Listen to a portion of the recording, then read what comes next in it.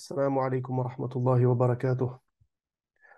الحمد لله رب العالمين، وأصلي وأسلم على سيد الأنبياء والمرسلين نبينا محمد وعلى آله وصحبه أجمعين. رب اشرح لي صدري ويسر لي أمري واحلل عقدة من لساني يفقه قولي. رب زدنا علما، رب زدنا علما، رب زدنا علما نافعا. آمين. We are in political thinking, a very important component of the Islamic worldview. And we previously have discussed about the political thinking and ideas of the great Imam Abdurrahman ibn Khaldun, rahimahullah. In today's session, we will engage in a very different exercise. We will try to compare two important political thinkers, one from our own legacy and the other from the West, who represent the same method in politics with many differences. From our legacy, we have Imam al-Haramain, al-Juwayni, rahimahullah, a very famous jurist, faqih, and polymath scholar, who also engaged in the real politics of his time.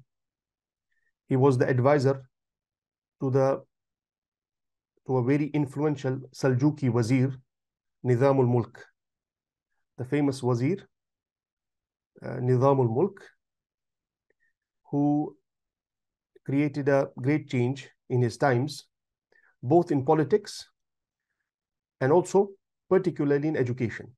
We know the famous Nizamiya Madaris, which the chain of Nizamiya Madaris, which he started.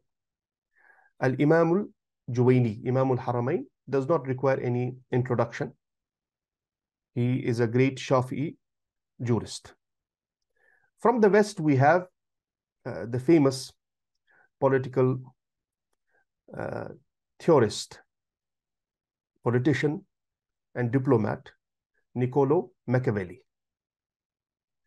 who was an Italian political thinker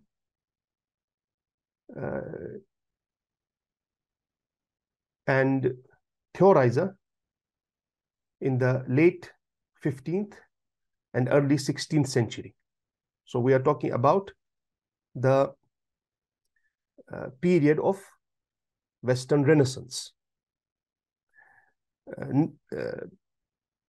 This political thinker, Machiavelli, also does not require any introduction. He is very famous and influential, and he has influenced the Western political thought, both in theory and practice, to our times. When we engage in discussion about him, many questions which come to our mind when we engage with the political reality of our times will be answered. And these realities, the behavior of politicians in our times, the rulers, their judgments in internal and external politics, international relations,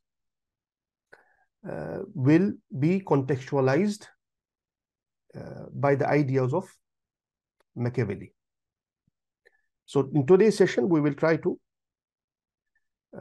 have a brief comparison between these two great political thinkers. So greatness is not only in the Islamic sense of the word, greatness in the originality and innovation in the ideas and the theories they propounded.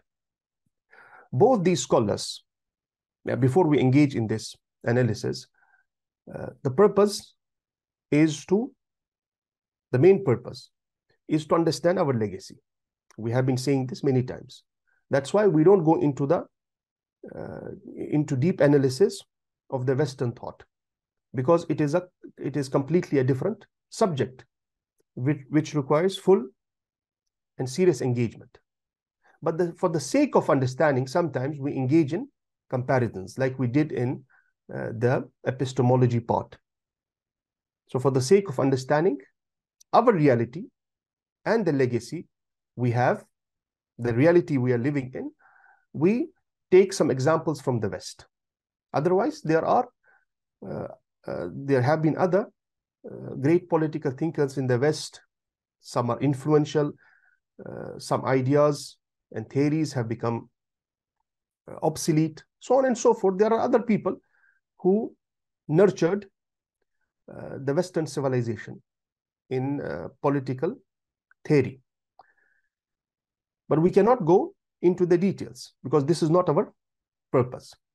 So we take some examples from the West which are relevant to our discussion. What is the similarity between al-Ima al-Juwayni and Niccolo Machiavelli?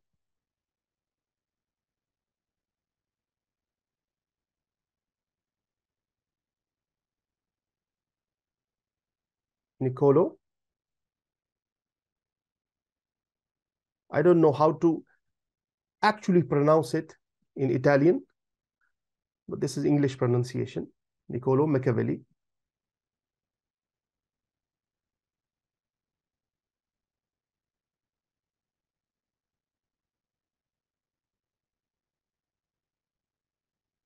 He was born in 1469 and he died in 1527.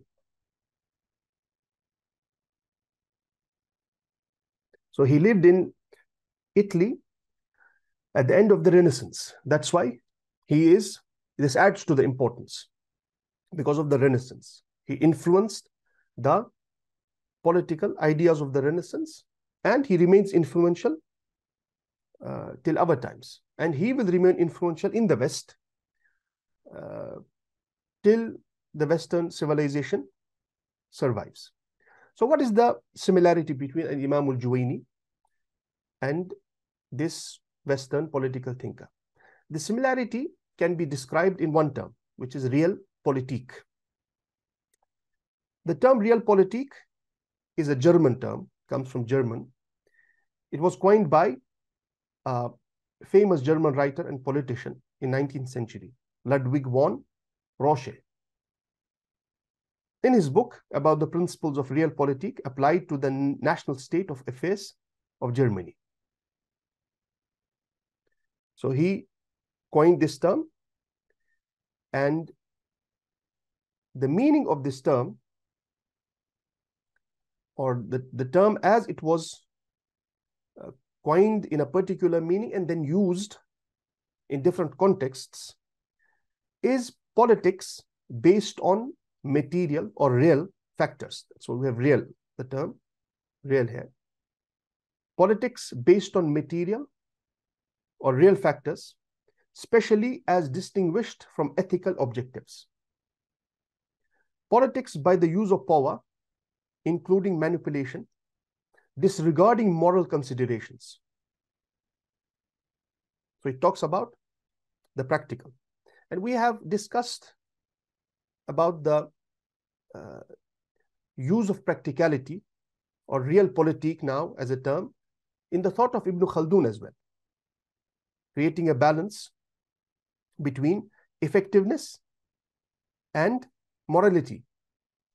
Politics by the use of power, including manipulation and disregarding moral considerations.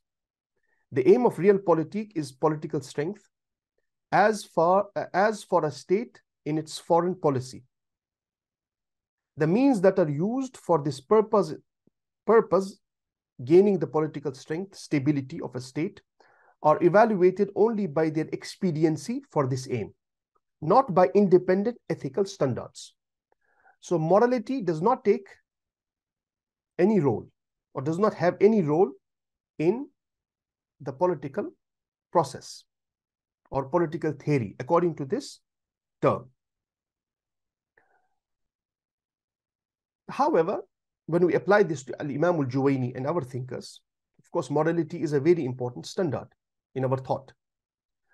But what is the similarity? The similarity is basing the political thinking, ideas, solutions on the real and material factors, not on utopian considerations, as was the case in the Western antiquity and the medieval age. And this is what triggered Machiavelli. According to him, Christian ethics is incompatible with stable governance because it overemphasizes the misery of this world, disconnecting from this dunya and becoming a monk, the Christian ethics. So he says Christianity as a religion has failed in politics. And perhaps it needs more research. Perhaps this was the spark for the main ideas of Renaissance, which culminated in secularism. We'll come to that. Separating religion from the state, because religion has no role. Ethics has no relevance in stable governance. So,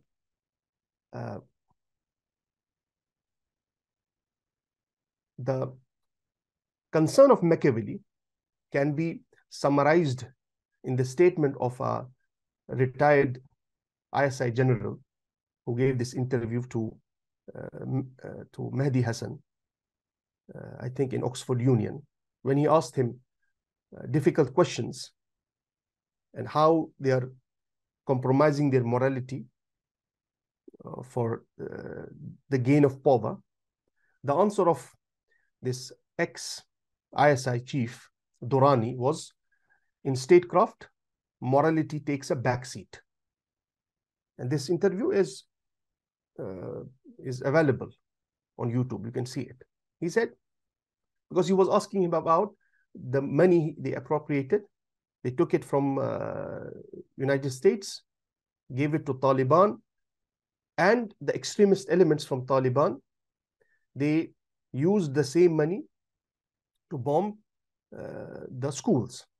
According to his logic, we don't know the credibility of this, the hierarchy of the events. But when he asked him about this,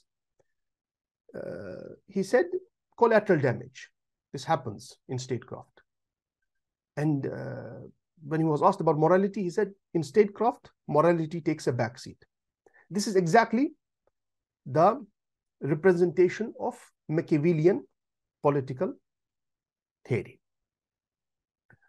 And we said in our legacy, morality, religion is the basic foundation. And we have talked about that. Political theory is based on the concept of khilafah and the God as sovereign in the statecraft, so on and so forth. However, the similarity is that Imam al-Juwayni also engaged in realpolitik of his times. The main work of Imam al-Juwayni in political theory is al-Ghiyathi. He has talked about politics in many works because he's a faqih, he's a jurist, and we said politics is a very important part of fiqh. We have fiqh chapters about political affairs. So he compiled many works about Shafi madhab. He has talked about that separately in many works. But the work in which he emphasized, or we can say it is the culmination of his thought, he collected all his ideas and he compiled it for a very important and influential wazir, advisor to the Seljuki ruler, Nizam al-Mulk. So this is practical politics. He engaged in politics. He wrote it for a very influential politician and diplomat and scholar. Nizam al-Mulk was a great scholar, diplomat, politician. And he had great respect for the scholarship and scholars. That's why he would take influential scholars as his advisors. And as I said, he created this chain of madaris, Nizamiya madaris, which is very famous. So Nizam al-Mulk has himself compiled a work on politics. It is called Siyasatname in Persian, and it has been translated into Arabic. Siyasatname talks about, so Realpolitik. And in this work, after discussing about the main concerns and foundations and principles of Islamic political thought, which other scholars have also discussed before him. Imam al-Juwayni is a very early scholar. We shifted from a mutaakhir scholar, a late scholar like Imam Ibn Khaldun, and we shifted to the early scholarship because it is 4th and 5th century after Hijrah. So there are similarities in the concerns of the political thinkers like Imam al-Mawardi, Imam al-Ghazali, who is student of Imam al-Juwayni, and the works they compiled, they contain the same content about Khalifa, Khilafa, the roles, the responsibilities. It is there, the conditions, so on and so forth. However, after that, after this same content, the main concern of Imam al-Juwayni is Realpolitik. He talks about the conditions of his times and the remedies, political remedies, these conditions necessitate. The tough decisions a political thinker has to take, in which sometimes the morality will be compromised. Not like the Machiavellian thought, of course, because we are Muslims, we are believers. And I think Machiavelli was an atheist, wallahu a'lam. I have not researched this topic. His parents, his mother, they say, was a devout Christian, and his brother, he dedicated himself to the Christian practice, but his father was not a religious man. So here it is different. Imam al-Juwayni is a great imam, a Muslim, a great scholar, a believer. So morality may be compromised to some extent, but not always in all affairs. So for Machiavelli, morality does not play any role in statecraft, and morality becomes a hurdle in stable statecraft and creating a stable state, gaining the power and maintaining that power. Morality is a weakness. But for us, our scholars, our thinkers, the concern is how to balance the morality and the statecraft, creating a balance. And sometimes in creating this balance, one side may get compromised. It is possible. Mistakes are possible. So the concern of Imam al-Juwayni is also realpolitik in this meaning, if we give this meaning to realpolitik, actual politics, not the utopian and ideal statecraft as it was envisioned in Western antiquity and the medieval age, which was criticized by Machiavelli himself. He says, well, this is the ideal government, this is the ideal state, but it cannot be achieved. So instead of living in fool's paradise, we should reflect on what we have now. We should reflect on the conditions around us and create political thinking based on that. So this is his critique for the political ideas of the early Western philosophers in antiquity, like Aristotle, Plato, and others. We have the Republic of Plato as an ideal state, ideal community. He said this is all falsehood. A ruler can never succeed if he has these utopian and idealistic views of political authority. And medieval age, the Western medieval age was Christian. The Christianity has also failed. So for Imam al-Juwayni, this question is important because he lived in times when the Muslim civilization had become weak. There was corruption all around him. The Abbasid Khilafah was crumbling. And these small states, like the Seljuki state, was ruling its lands. But out of wisdom, these states, Sunni states, they did not claim independent status. They remained loyal, at least in word, to the Abbasid Khalifa, who had become very weak, and Abbasid Khilafah had almost come to the end. That's why in many places in this book, Al-Ghiyathi, which I said he compiled for Nizamul Mulk, its complete name is Ghiyathul Umam fi Tiyathi Dhulam, supporting the Ummah in darkness, in confusion, in chaos, in political chaos.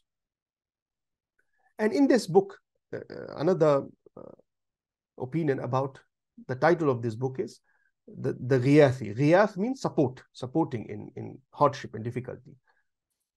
Some scholars have said that this book takes the title from Ghiyathu Dawla. Ghiyathu Dawla was another name or title of Nizamul Mulk. Ghiyathu Dawla means supporter of the state, because he was the main foundation of the state. Ghiyathu Dawla, and the book takes its name from the name of this wazir, Nizamul Mulk. So he, in many places, instigates in a very subtle manner Nizamul Mulk to take the leadership of the Ummah and sack the Khalifa, not directly. This is Realpolitik.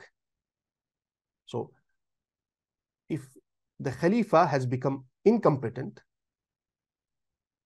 and he is not fulfilling his responsibilities, and a small wazir, a small person in this hierarchy, political hierarchy, is more efficient and more deserving and is beneficial for the Ummah, let him take the leadership. So that's why when Imam al-Juwayni talks about the condition of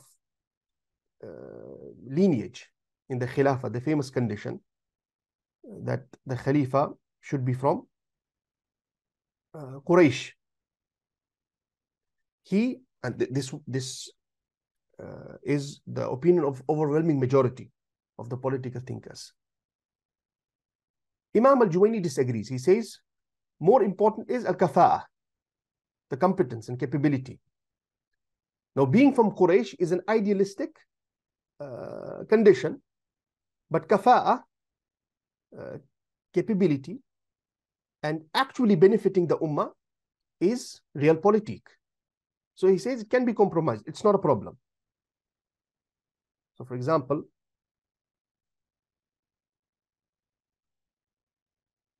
Imam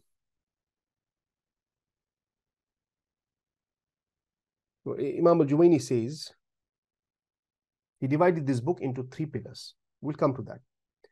He says, وَلَمْ أَجْمَعْ فُصُولَ هَذَا الْكِتَابِ مُضَمَّنَةً بِمَبَاحِثِ وَإِخْتِيَارَاتِ إِلَّا وَمُعَوِّلِ ثقابة رأي سيدنا ومولانا كهف الورى وسيد الدين والدنيا واتقاد قريحته المتطلئة على حجب المغمضات ومستور المعوصات، فهذا مبلغ في صفات المفتين مقنع إن شاء الله تعالى إن شاء الله عز وجل. He says, I compiled this work for Nizam al-Mulk, and he praises him with great titles. He says, Sayyiduna, Maulana, Kahful Wara, Sayyidud Deen wa Dunya, because of his competence.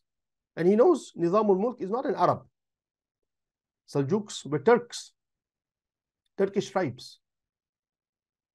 So if we have an idealistic utopian condition, but the person who fulfills this condition, practically he is incapable and harmful for the Ummah, let us compromise this utopian condition. Let us focus on practicality, because politics is about practicality. Okay, so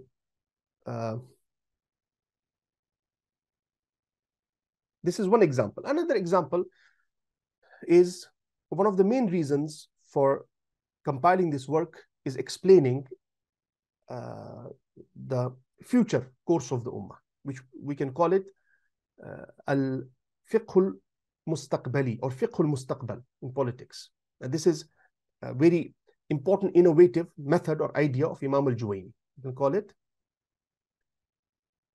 fiqh al-mustaqbal.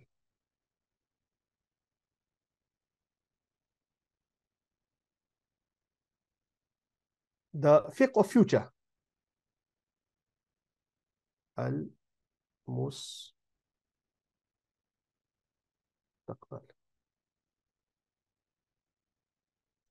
Fiqh of future.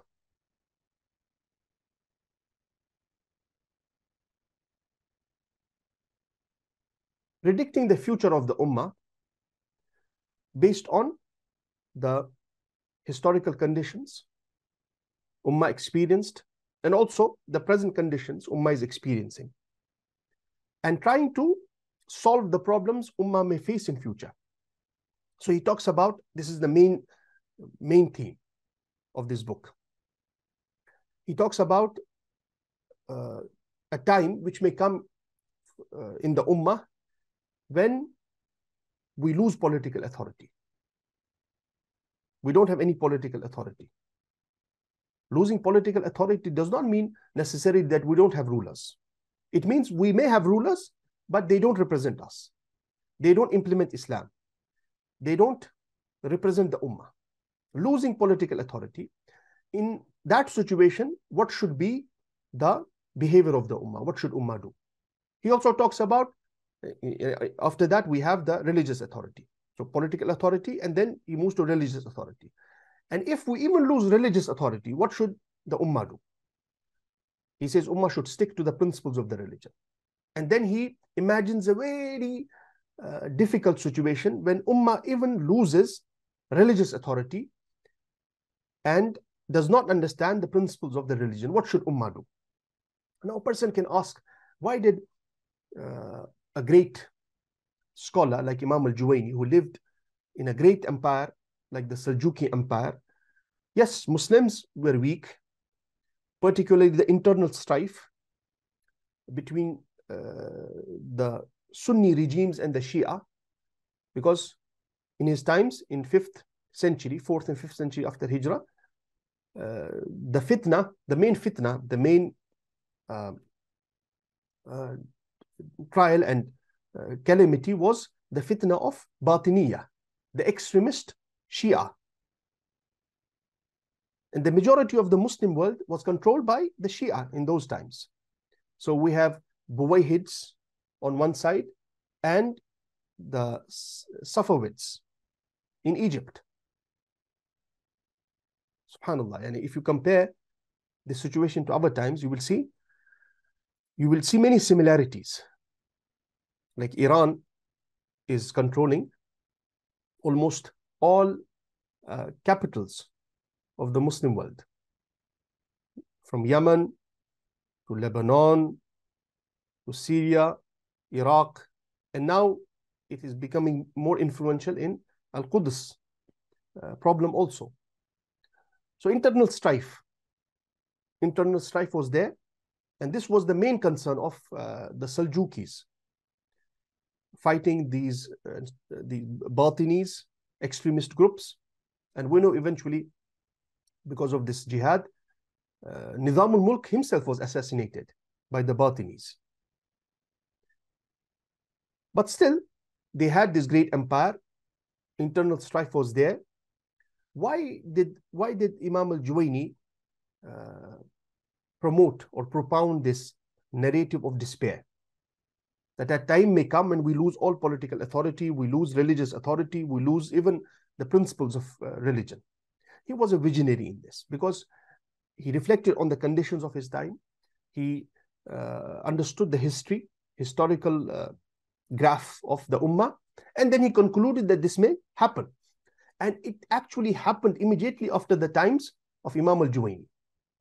We know immediately after him in 5th and 6th century, we have sack of Baghdad by the Mongols, Abbas al-Khilafah practically ended there. We have the expulsion of Muslims from Spain, the Spain problem. Big matters happened after Imam al-Juwayni. This shows that he was a great visionary. So in this also, he applies realpolitik. He does not only take utopian conditions and principles into consideration. He imagines a time when we may lose political authority. What should we do in those times? We may reach a time when we are very weak. We don't have political authority. And then we stick to the religious authority, and we even lose religious authority. What should we do? This is solving problems in a practical manner. And in my opinion, in this method, we can call this unique method in political thinking, the fiqh of future, fiqh al-mustaqbal. And we can use it as a method generally to understand the future of the ummah, or working for the future of the ummah. And I think every civilization practices this method, planning for future. And now in this Gazan conflict, we have seen jihad, how Jews have been planning and working hard in past century. Look at the products we have to boycott. Everything important is produced by them. They're controlling the business of the world. So they have worked hard, and we have been sleeping in the past century. This is our problem. So fiqh of future. I think it was influenced by the Hanafi method, which is very famous about, particularly in fiqh. They use this method to solve the problems ummah may face in future. And they were criticized for that by the opponents, by the fuqaha of opposite strands, like the Shafi'is and Hanbalis. But this has proved fruitful. And in one narration, Imam Abu Hanifa himself was asked about this, if I'm not mistaken.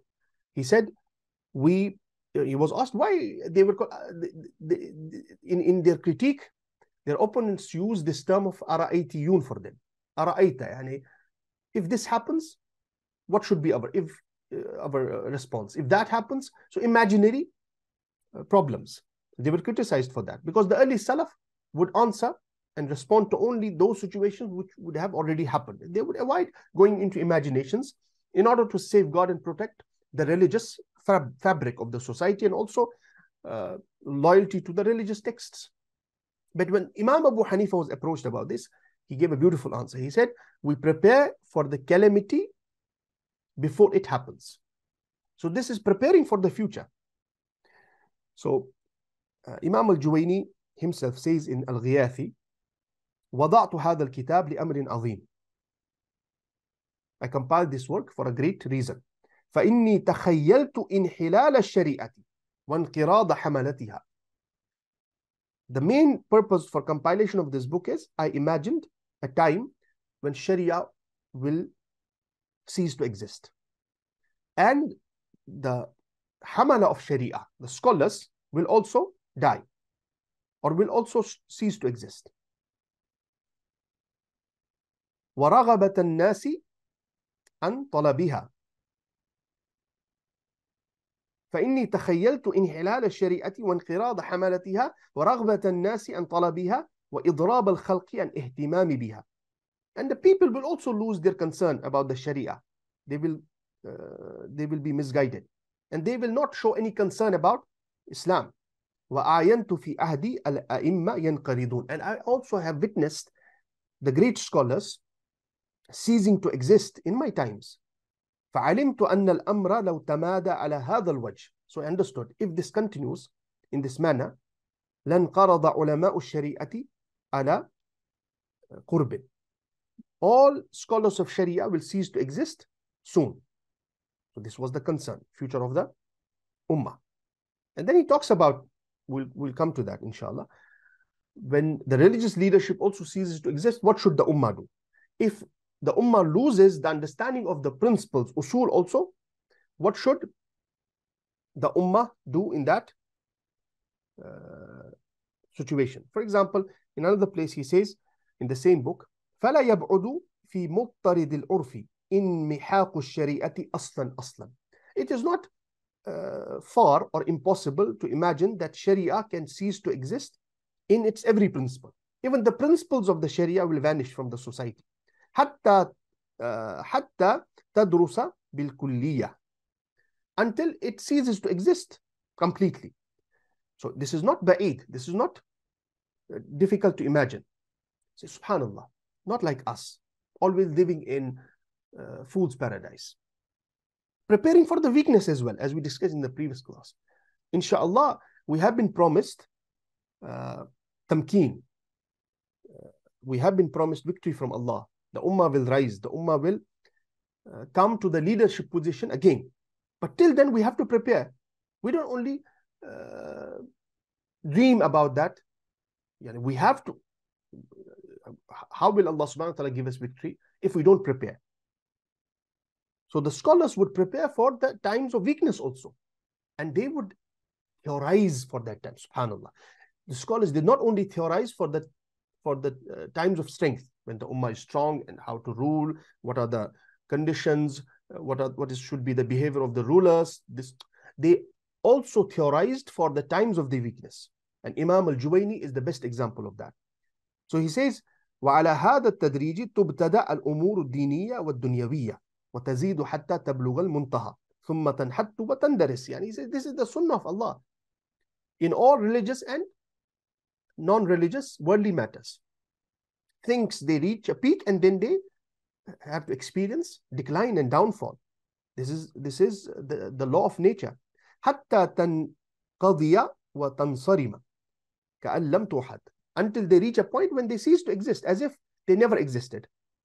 Subhanallah. So this is basically what we call realpolitik, if we use this term to explain the legacy of our scholars. But in principle, the main focus of this term is on the disregard of moral considerations and morality, ethical objectives in the politics. Now coming back to Machiavelli. What is the purpose of politics according to Machiavelli? The purpose of politics according to Machiavelli can be defined in one line.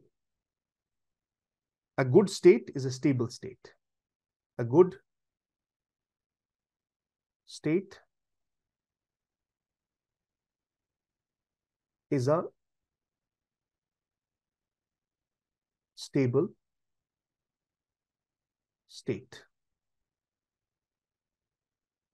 Stability, gaining power and maintaining it, is the purpose of politics. Everything else is secondary or does not have any relevance. Morality, religion, and all other considerations are secondary. Stability is the primary concern of the politics.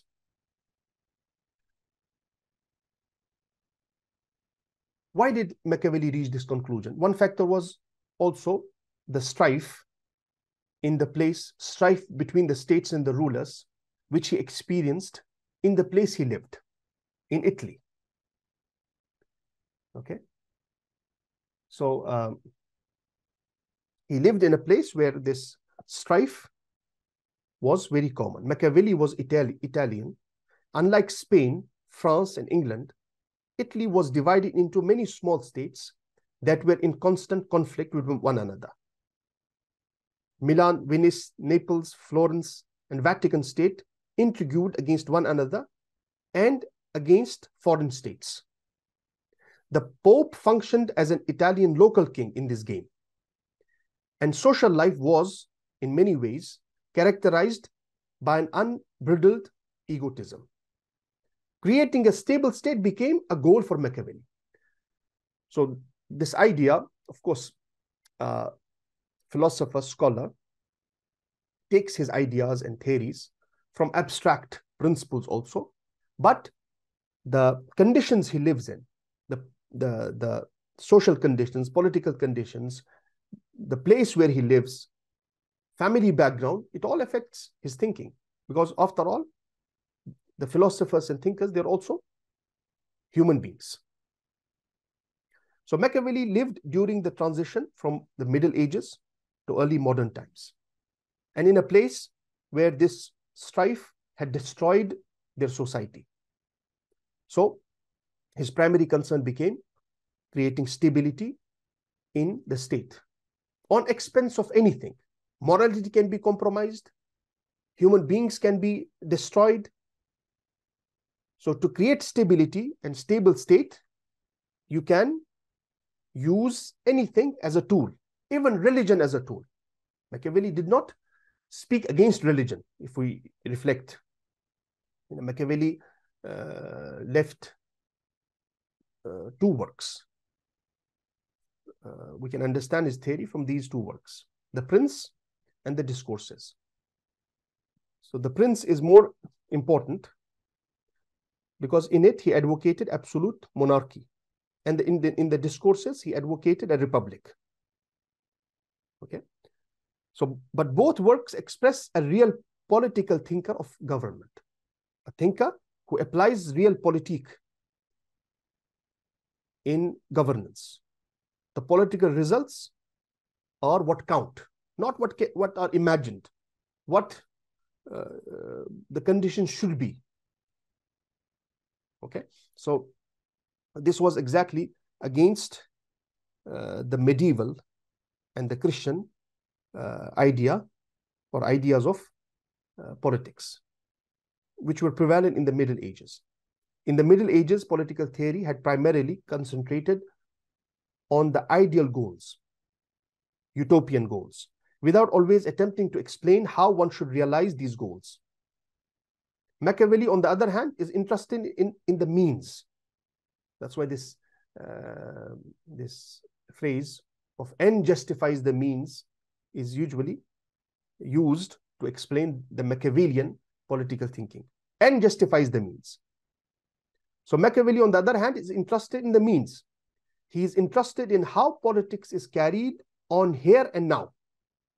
So this is a shift from the political theory envisioned in the Middle Ages, particularly in Christianity. We're talking about the purpose of politics and the shift in the Machiavellian thought from antiquity, Western antiquity, and medieval age and the Christian ethics. So a good state is a stable state. Gaining power and maintaining it is the purpose of the state. Okay. So the end in politics is not the good life.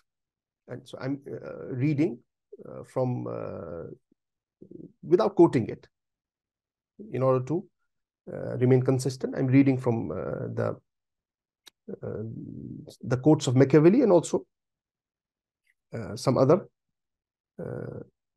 scholars who have explained Machiavelli.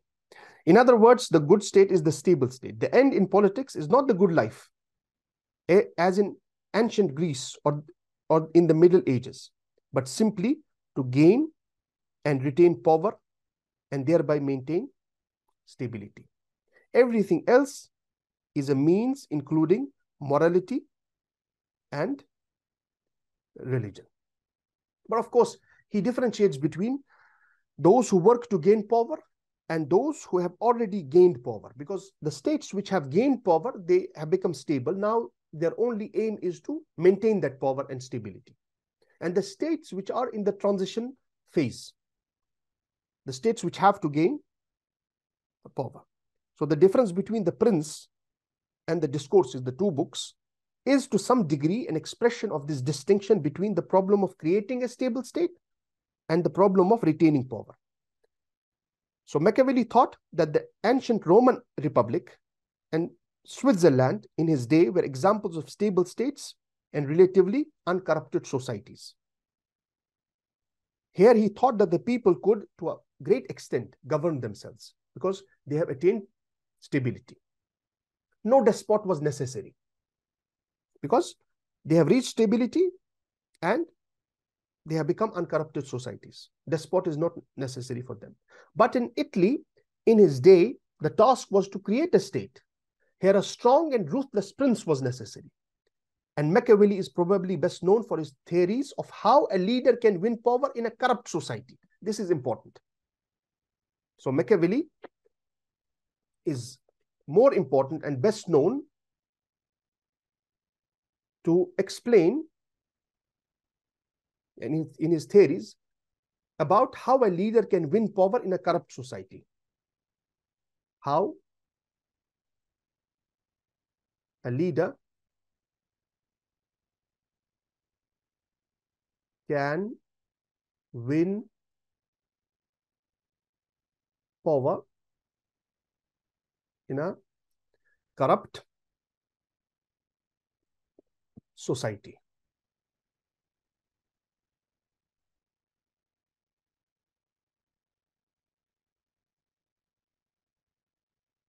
This is also one of the main concerns of Machiavelli.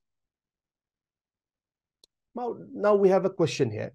Why is gaining power necessary? The answer is simple. Gaining power is necessary to maintain stability. But a different question can arise from this, which is a moral question. Why can't human beings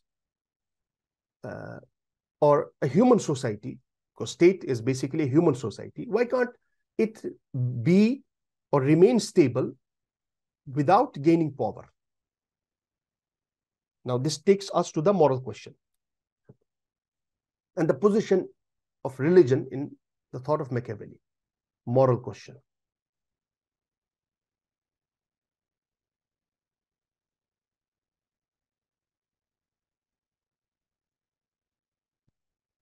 Why can't morality solve this problem? Why to focus on power and ruthlessness and political game theory, diplomatic game theory? Why can't morality solve this problem? Because he took his idea of morality from Christianity. I don't think he was exposed to other forms of moralities in different religions, particularly Islam. So he saw the moral code of Christianity inadequate, incapable in governance. That's why he took this position of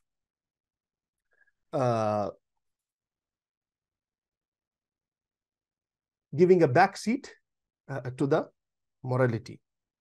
In fact, he said that the ruler himself will define morality. The actions of the ruler are what will define morality.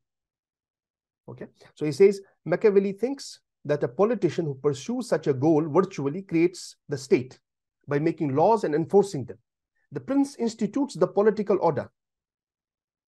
So again, we see the contrast with the Middle Ages and Greek antiquity. For Machiavelli, existing law and morality are not absolute and universal, but something instituted by the ruler. This is the theory of the foundation by the sovereign prince of the national state. Like the famous statement of Louis the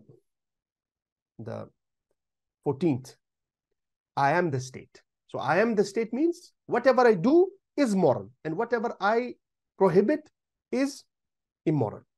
Because law and morality are founded by the prince himself. The prince is himself above them. By prince, we mean the ruler. There is no legal or moral standard by which he can be judged.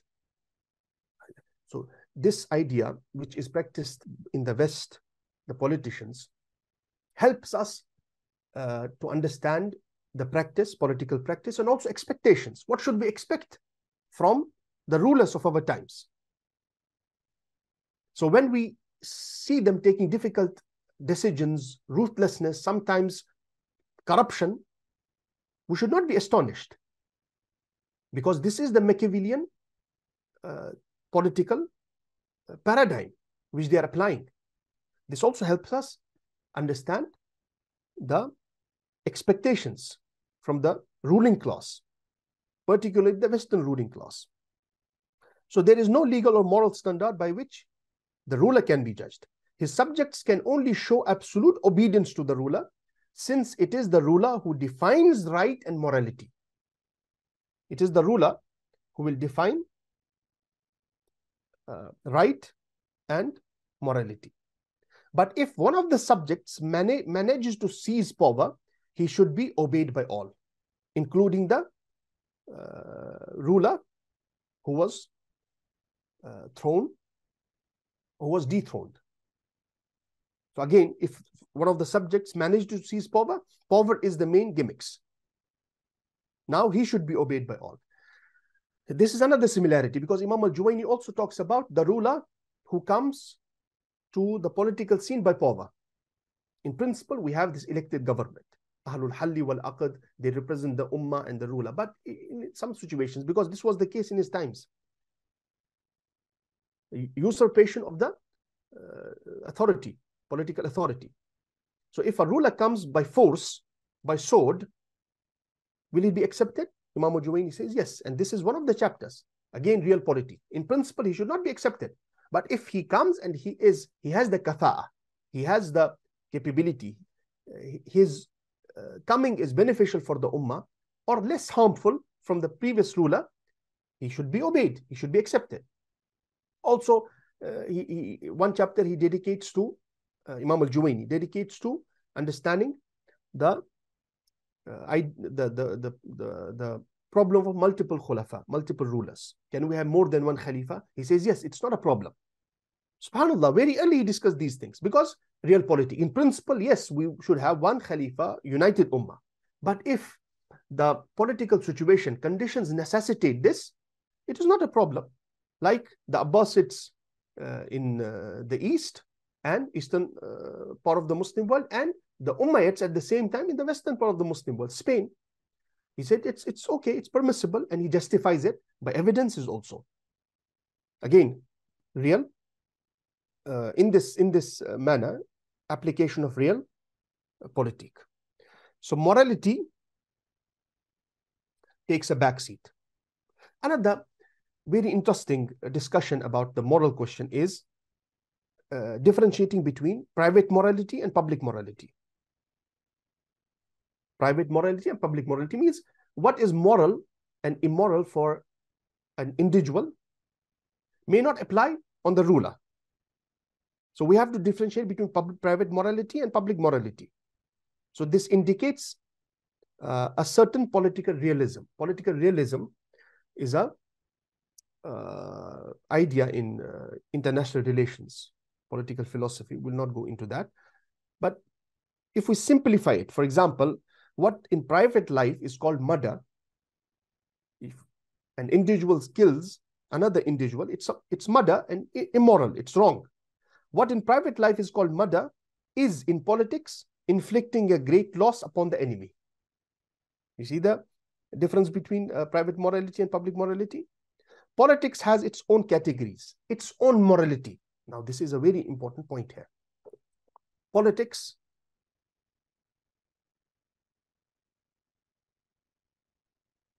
has its own morality.